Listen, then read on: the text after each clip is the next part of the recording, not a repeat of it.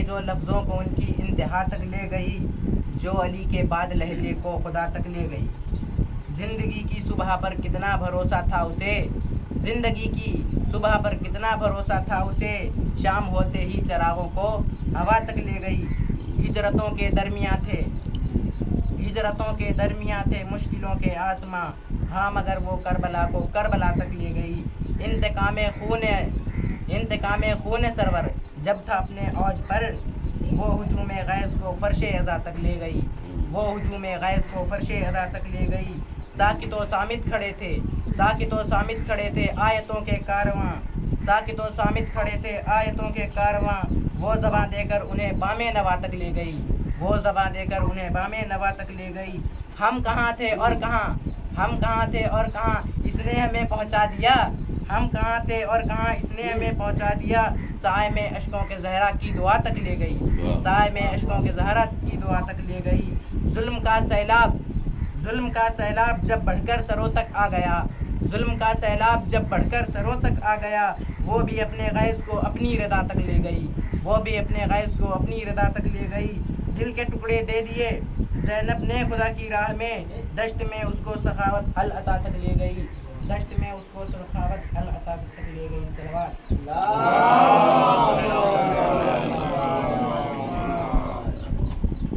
جب تک در حسین سے جا کر نہیں ملا، جب تک در حسین سے جا کر نہیں ملا، سورج کو روشنی کا مقدر نہیں ملا، جب تک در حسین سے جا کر نہیں ملا، سورج کو روشنی کا مقدر نہیں ملا۔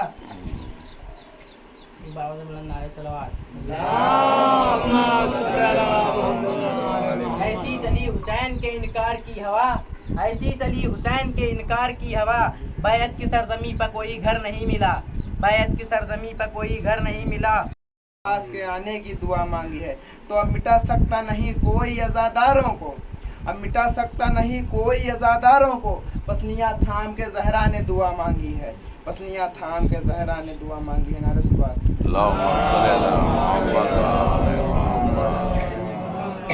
کہ آنگن ملا مچان ملی چھت نہیں ملی، آنگن ملا مچان ملی چھت نہیں ملی، جب تک ہمیں حضور سے نسبت نہیں ملی، اور آل نبی سے پھر گئے عزت نہیں ملی، آل نبی سے پھر گئے عزت نہیں ملی، جنت کی آرزو ملی جنت نہیں ملی، جنت کی آرزو ملی جنت نہیں ملی، اور دنیا کے سب یزید اسی غم میں مر گئے، دنیا کے سب یزید اسی غم میں مر گئے، سر مل گیا حسین کا بیعت نہیں ملی، سر مل گیا حسین کا بیعت نہیں ملی۔ آقا نے صدیوں پہلے کہا ان کو باب العلم، آقا نے صدیوں پہلے کہا ان کو باب العلم، اب تک علی کے گھر میں جہالت نہیں ملی، اب تک علی کے گھر میں جہالت نہیں ملی۔ گم ہو گئے جو لوگ کتابوں کی بھیڑ میں، گم ہو گئے جو لوگ کتابوں کی بھیڑ میں، ان کو کسی فقیر کی صحبت نہیں ملی، اور خاک در علی نہ ملاتے تھے اس لیے، خاک در علی نہ ملاتے تھے اس لیے، سرما فروختوں کو بصیرت نہیں ملی، سرما فروختوں کو بصیرت نہیں ملی۔ نعرہ صلوات۔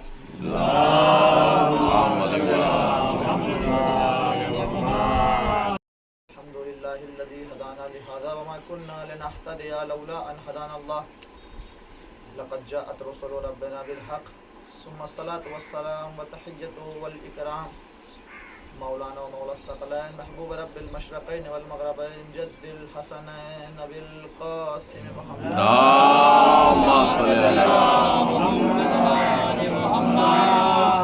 وعلى اہل بیتہ الطیبین الطاہرین المعصومین المظلومین المنتجبین المنتخبین ولعنۃ الدائمۃ علی اعدائهم اجمعین، اما بعد فقد قال اللہ سبحانہ وتعالی فی کتابہ الکریم وهو اصدق القائلین وقولہ الحق، بسم اللہ الرحمن الرحیم، ان الدین عند اللہ الاسلام۔ اللہم صل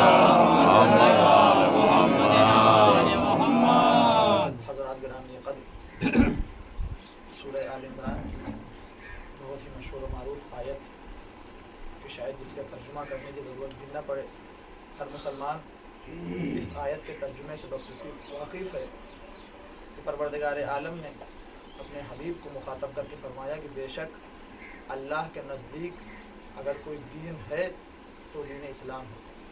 ہمارے یہاں بعض اوقات ترجمہ کرنے میں ہم افراد کا شکار ہو جاتے ہیں، اور آپ نے ترجمہ سنا ہوگا کہ اللہ کے نزدیک سب سے پسندیدہ دین دین اسلام ہے۔ آپ بتائیں کہ پسندیدگی کا تصور اس جگہ آتا ہے جہاں کم سے کم دو چیزیں ایک دوسرے کے سامنے موجود ہیں۔ مثلا مثال کے طور پہ ایک بچے کے سامنے آپ آئس کریم کے 2 فلیور لے کے جائیں، اس سے پوچھیں تمہیں اس میں سے کون سا پسند ہے، تو اپنے اختیار سے کہے گا مجھے فلاں فلیور پسند ہے۔ کیوں؟ اس لیے کہ وہاں کم سے کم 2 فلیور 2 قسمیں موجود ہیں، تب ان میں اس نے ایک کو اختیار کیا ہے۔ لیکن خدا نے یہ نہیں کہا کہیں کہ ہم نے اسلام کے علاوہ کسی اور دین کو پسند کیا ہے، ان میں مجھے سب سے زیادہ اسلام پسند ہے، نہیں، بلکہ سیدھا قرآن کا فیصلہ ہے کہ اگر کوئی دین بننے کی صلاحیت رکھتا ہے تو اس دین کو دین اسلام کہا جاتا ہے۔ اللهم صل على محمد وعلى محمد۔ اس کے بعد قرآن نے آگے بڑھ کے اشارہ کیا کہ صاحبان کتاب نے اس دین کے متعلق کوئی اختلاف نہیں کیا۔ وَمَا اخْتَلَفَ الَّذِينَ أُوتُوا الْكِتَابَ إِلَّا مِن بَعْدِ مَا جَاءَهُمُ الْعِلْمُ، کہ صاحبان کتاب نے اس دین کے متعلق کوئی اختلاف نہیں کیا، کوئی اعتراض نہیں کیا، ساری باتیں تسلیم کر لی۔ إِلَّا مِن بَعْدِ مَا جَاءَهُمُ الْعِلْمُ، لیکن جب ان تک علم آ گیا، انہیں دین کی ساری باتیں بتا دی گئیں، واجبات و محرمات سے آگاہ کیا، تو وہ اختلاف کرنا شروع ہو گئے۔ اور یاد رکھو، جو اللہ کے دین سے اختلاف کرتا ہے اللہ بہت جلد حساب کرنے والا ہے۔ آپ یہ نہ سوچیں کہ یہ آیت صرف صاحبان کتاب کے لیے ہے، صرف یہودیوں عیسائیوں کے لیے نہیں۔ آج اگر ہم اپنا حال دیکھیں تو ہمارا بھی یہی حال ہے۔ جب تک دین ہمارے مفاد میں ہمارے لیے ہوتا ہے تب تک تو دین ہمیں بڑا اچھا لگتا ہے، بڑا خوبصورت لگتا ہے، بڑا پیارا لگتا ہے، لیکن جہاں دین ہم سے کچھ مانگنے لگتا ہے، کچھ چاہنے لگتا ہے، کچھ تقاضے کرنا لگتا ہے، نمازیں چاہیے دین نے، دین سخت ہو گیا، روزے چاہے دین نے، دین سخت ہو گیا۔ دین ہماری زندگی کو بہتر بنانے آیا ہے، لیکن ہم دین کو اپنے مفاد کے لیے استعمال کرنا چاہتے ہیں، اور جس دن ہم یہ سوچتے ہیں کہ دین ہم سے کچھ چاہ رہا ہے، بس اس دن سے ہمیں دین سے اختلاف ہونے لگتا ہے۔ اور قرآن کہہ رہا ہے جو اللہ کے دین سے اختلاف کرے گا پھر اللہ بہت جلد اس کا حساب کرنے والا ہے، اور جو اللہ کا حساب ہوگا پھر ہماری طرح حساب نہیں ہوئے کچھ لے دے کے حساب ختم کر لے، نہیں، اللہ کا حساب بہت سخت ہونے والا ہے۔ ایک صلوات پڑھے اللهم صل على محمد۔ ایک مجلس میں ذکر کیا تھا، عشرے والی مجلس میں، امام بارگاہ میں، کہ دین کہتے کسے ہیں؟ دین اللہ کی جانب سے ایک ایسا قانون ہے، ایک ایسا آئین ہے جو انسان کی زندگی کو بہتر بنانے کے لیے، اسے اچھا بنانے کے لیے، انسان کو منزل کمال تک پہنچانے کے لیے اللہ نے دین کو بھیجا ہے۔ آج ہم اعتراض کرتے ہیں، ہم باتیں بناتے ہیں کہ دین بڑا سخت ہے، دین ہم سے تقاضے کرتا ہے، دین ہماری ترقی کا دشمن ہے، اور خاص طور سے خواتین حضرات بڑا ان کو دین سے مسئلہ ہے کہ دین ہمیں حجاب کا حکم دیتا ہے، دین ہمیں پردے کا حکم دیتا ہے، اور پردے کے ساتھ ہم سماج میں آگے نہیں بڑھ سکتے، حجاب کے ساتھ ہم مردوں سے کاندھے سے کاندھا نہیں ملا سکتے، ہم ان کی طرح ترقی نہیں کر سکتے، ہم بلندیوں تک نہیں پہنچ سکتے۔ قسم خدا کی، جناب زینب کی ذات نے پوری کائنات کی عورتوں کے لیے مثال پیش کر دی کہ اگر ایک خاتون اسلام کے حدود کی پاسبانی کرتے ہوئے میدان عمل میں چلی آئے تو یزید جیسی حکومت برباد کرنے کا مادہ رکھتی ہے۔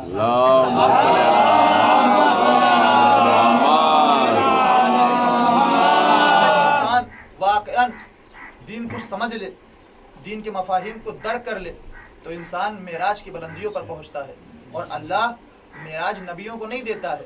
قرآن کہہ رہا ہے سبحان الذی اسریٰ بعبدہ، بابرکت ہے وہ ذات جو اپنے بندے کو معراج پہ لے گئی ہے۔ خدا بتانا چاہتا اگر تمہارے اندر اتنی ہمت پیدا ہو جائے، اتنا تمہارا معیار بلند ہو جائے تو معراج پر پہنچنے کے لیے رسول ہونا شرط نہیں ہے، بلکہ معراج وہ جگہ ہے جہاں ابدیت پہنچتی ہے، رسالت نہیں پہنچ سکتی۔ ایک صلوات پڑھے پر محمد۔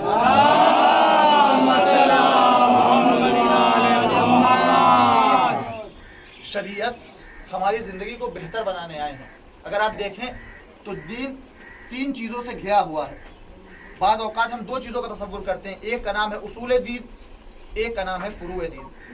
اصول دین یعنی جن کا تعلق انسان کے دل سے ہے، جن کو انسان کو ماننا ہے، کچھ کرنا نہیں ہے، بس عقیدہ رکھنا ہے۔ مثلا کیا؟ توحید، اللہ کو ایک ماننا، عدل، اللہ کو عادل ماننا، نبوت، 1,24,000 نبیوں کو نبی ماننا، امامت، 12 आइम्मा को अपना इमाम, अपना पेशवा, अपना राहबर मानना। और आखिरी मसला माद और क़यामत का है कि अल्लाह की उस क़यामत को हकीकत मानना। ये 5 चीज़ें जिनको उसूल दीन कहा जाता है, इनका ताल्लुक़ इंसान के दिल से है, इंसान के अक़ीदे से है। लेकिन एक दूसरी मंजिल है जिसे हम फ़ुरूए दीन कहते हैं। फ़ुरूए दीन सिर्फ दिल से ताल्लुक़ नहीं है, बल्कि मानने के साथ साथ उन्हें इंसान को अंजाम देना पड़ेगा, अमल करना पड़ेगा। पहली मंजिल में उसूल दीन आते हैं। क्या है उसूल दीन? अल्लाह को एक मानना, अल्लाह की तौहीद की गवाही देना। सिर्फ मानना नहीं कि अल्लाह एक है, बल्कि हर वक्त ये ख्याल रखना कि अल्लाह एक है, उसके अलावा कोई माबूद नहीं है। और जनाब लुकमान हकीम बहुत मारूफ है हमारे दरमियान कि जनाब लुकमान ने जो अपने बेटे को वसीयत की तो कहा, या बुनैया ला तुशरिक बिल्लाह इन्न शिर्क लज़ुल्मुन अज़ीम। बेटा देखो, अल्लाह का शिर्क न करना, किसी को अल्लाह का शरीक न बनाना। क्यों? इसलिए कि शिर्क सबसे बड़ा गुनाह है, सबसे बड़ा जुल्म है। हम शिर्क किसे समझते हैं कि अल्लाह के मुकाबिल में किसी इंसान को, किसी दूसरे को खुदा मानना, ये शिर्क है। नहीं जानिएगा, शिर्क ये नहीं है, बल्कि हर वो काम जो ज़ाते खुदा से मखसूस है उसमें किसी और को शामिल कर लेना शिर्क कहलाता है। मसलन नमाज पढ़ने खड़े हुए, एक बहुत मशहूर वाक़या है। एक साहब नमाज पढ़ रहे थे, कोई नहीं था मस्जिद में, सन्नाटा, अकेले नमाज पढ़ रहे थे, जैसी नमाज आमतौर से पढ़ी जाती है, पढ़ रहे थे। एक मरतबा उन्हें नमाज पढ़ते पढ़ते किसी की आहट महसूस हुई। सोचा कोई मस्जिद में पहुंचा, अब अंदाज बदल गया, क़िरात कारियों वाली हो गई, सीन काफ हे खैन निकल रहा है बेहतर। क्यों? इसलिए कि कोई दाखिल हो गया है, कोई हमारी तारीफ़ करेगा। अब सजदे में है तो सजदे में पड़े हुए हैं, रुकू में गए तो रुकू में पड़े हुए हैं। क्यों? इसलिए कि हमारी तारीफ़ होगी। नमाज 10 मिनट की 40 मिनट गुजर गए, नमाज ख़त्म ही नहीं हो रही है। एक मरतबा जब नमाज पढ़ चुके, सोचा बड़ी तारीफ़ होगी, बाहर निकल के आए तो क्या देखा है, नजसुल ऐन जानवर है जो बाहर बैठा हुआ है। अब बताएं, जिन्होंने 40 मिनट नमाजें पढ़ी हैं, ये कहाँ गई, ये कहाँ पहुँची? इसलिए कि अल्लाह के अगर तुमने काम जिसके लिए अंजाम दिया है, अज्र उसी से मांगना। अल्लाह की बारगाह में अगर काम तुम किसी और के लिए करोगे तो अल्लाह की बारगाह में तुम्हें इसका अज्र मिलने वाला नहीं है। एक सलवात पढ़ो।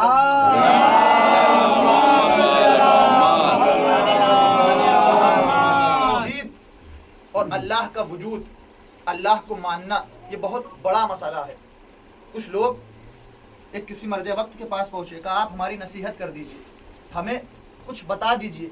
कहा जाओ बस इतना याद रखो, कुरान की एक आयत है कि तुम हर वक्त ये ख्याल रखो कि अल्लाह तुम्हें देख रहा है, तुम्हें तुम्हारा परवरदिगार देख रहा है। बस ये तुम्हारे लिए काफ़ी है। जब भी तुम कोई कदम उठाओ, ये सोच के उठाओ कि तुम्हारा परवरदिगार तुम पे नज़र रखे हुए है। आज अगर हमें पता चल जाए किसी जगह पे CCTV कैमरा लगा हुआ है, तो हमारे गलत बढ़ते हुए कदम भी इस डर से रुक जाते हैं कहीं कोई देख ना ले। तो आप सोचें, जब हम मामूली सी इन चीज़ों से डर रहे हैं, तो जो परवरदिगार हर चीज़ का हिसाब रखने वाला है, उससे हमारे यहाँ खौफ क्यों नहीं है? एक बड़ा मशहूर वाक़या है कि कुछ बच्चे थे, बस आखिरी बात और अपने मसाइब, कुछ बच्चे थे स्कूल में पढ़ रहे थे। उनमें उस्ताद एक बच्चे को बहुत पसंद करता था, बहुत चाहता था। लड़कों ने इतराज़ किया कि आखिर क्या वजह है, हम भी यहीं पढ़ते हैं, आप उसको इतना चाहते हैं, हमें नहीं मानते। उस्ताद ने कहा एक फ़र्क है, एक बात है जो उसमें है तुम में नहीं है। कहा ऐसी क्या बात है? उस्ताद ने कुछ परिंदे मंगाए और हर बच्चे को एक परिंदा या छुरी दे दी, कल इसे ज़िबा करके लेके आना और ऐसी जगह ज़िबा करना जहाँ कोई तुम्हें देखने वाला ना हो। तो जब कल आओगे तो हम फैसला करेंगे कि उसे हम क्यों चाहते हैं। सब घर पहुँचे, अपने अपने लिहाज से सब ने जगह ढूंढनी शुरू की। कोई घर के पीछे पहुँचा, कोई अकेले कमरे में पहुँचा, कोई गांव से बाहर पहुँच गया, और सब अगले दिन उस परिंदे को ज़िबा करके पहुँचे स्कूल। लेकिन वो बच्चा खाली हाथ में जिंदा परिंदा और छुरी लेके पहुँचा। अब लड़के मजाक उड़ाने, देखो उस्ताद बड़ी तारीफ़ करते थे, बड़ा अच्छा कहते थे, उस्ताद की बात नहीं मानी, उस्ताद की बात रद्द कर दी। अब उस्ताद इसे डांटेंगे, हमारी तारीफ़ होगी। अब उस्ताद ने क्लास में सबको बुलाया, बताओ तुमने कहाँ ज़िबा किया? कोई कह रहा उस्ताद गाँव से बाहर, कोई उस्ताद कमरे के अंदर, उस्ताद घर के पीछे, कोई नहीं देख रहा था। एक मरतबा उस्ताद ने उससे पूछा, तुमसे भी हमने कुछ कहा था, तुमने क्यों ज़िबा नहीं किया? कहा उस्ताद मैंने बड़ी जगह तलाश की, कई जगह गया, लेकिन मुझे कोई ऐसी जगह नहीं मिली जहाँ मुझे कोई देखने वाला ना हो। मैं जिस जगह भी गया, कोई हो ना हो, मेरा परवरदिगार मुझे देख रहा था। जब इंसान के अंदर इतना शऊर पैदा हो जाता है, जब इंसान अपने परवरदिगार को इस हद तक मानने लगता है, तब इंसान अली अमीरुल मोमिनीन बन के सामने आता है। एक सलवात पढ़ो।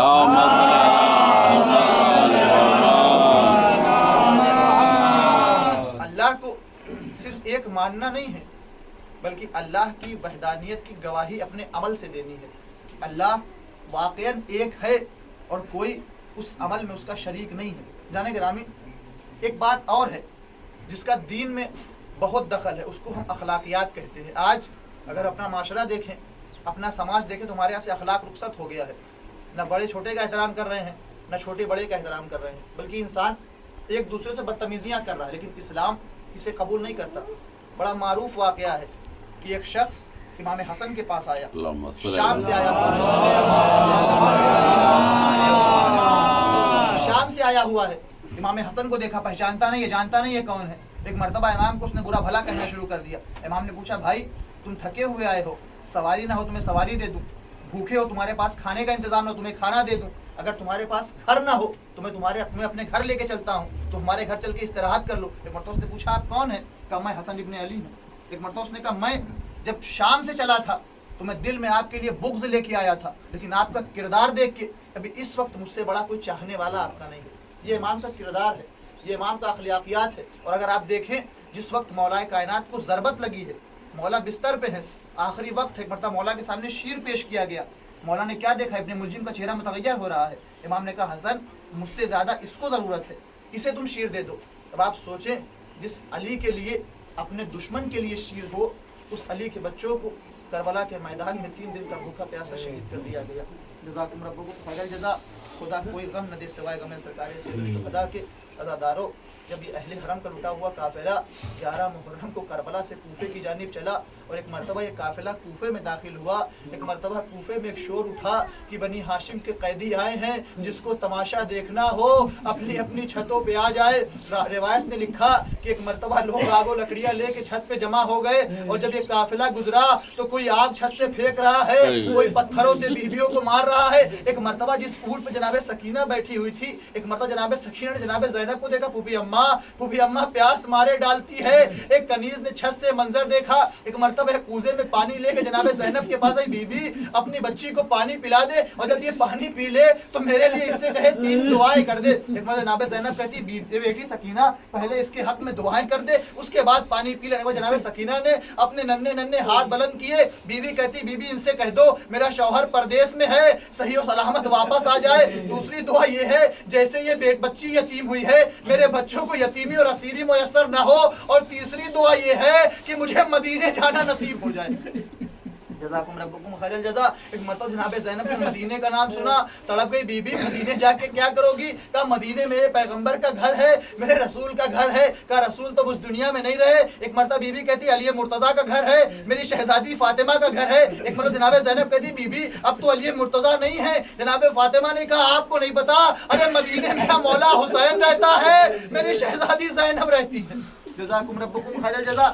جناب زینب کہتی، بی بی آپ زینب کو دیکھیں گی تو پہچان لیں۔ کہا ہاں، ارے میں نے اپنی بیوی سے قرآن پڑھا ہے، جب میں قرآن پڑھنے بیٹھتی تھی قرآن میری بیوی کا طواف کیا کرتا تھا۔ ایک مرتبہ زینب نے چہرے سے بالوں کو ہٹایا، ام حبیبہ ارے تم نے زینب کو کہاں پہچانا؟ ایک مرتبہ ام حبیبہ کہتی، اگر آپ زینب ہے تو میرا مولا حسین کہاں ہے، میرا آقا عباس کہاں؟ ایک مرتبہ زینب نے اشارہ کیا، ام حبیبہ وہ نوکے نیزہ پر حسین کا سر ہے، وہ گھوڑے کی گردن میں عباس کا سر ہے۔ اے ام حبیبہ ہم کربلا میں اجڑ گئے، ہمارا گھر کربلا میں تاراج ہو گیا، میرا ماں جایا کربلا میں شہید۔ بس یعلم الذین ظلموا ایہم الذین ینقلبون۔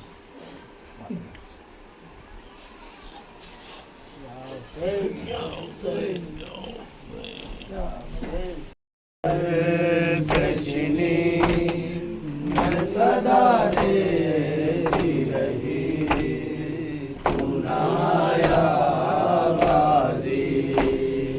آ گئی شام علم، چھٹ گئے اہل حرم، ریت پر جلتی ہوئی ہو گیا ٹھنڈا دم، فرصہ دینے کے لیے مجھ سے ملنے کے لیے آ گئے بابا علی، سنایا بازی جب سر سے چھنی میں صدا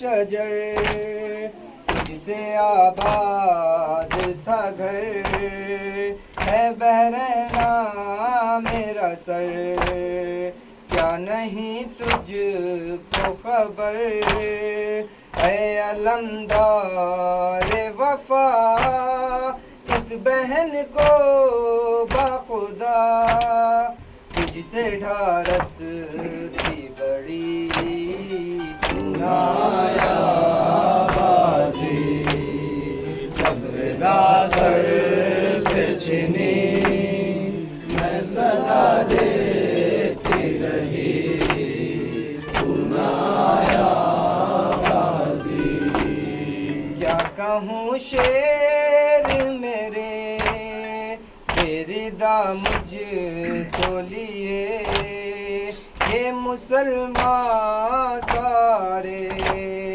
शहर दर शहर गए खिलकते कूफा कभी खिलकते शाम कभी और हाँ हम थे हंसी नाया बाजी जब विदा सर से छिनी मैं सदा देती रही तू नाया बाजी।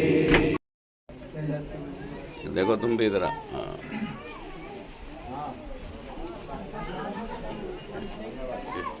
इतनी बुलंदी भी कहीं मजलिस है किसी का है कोई नहीं।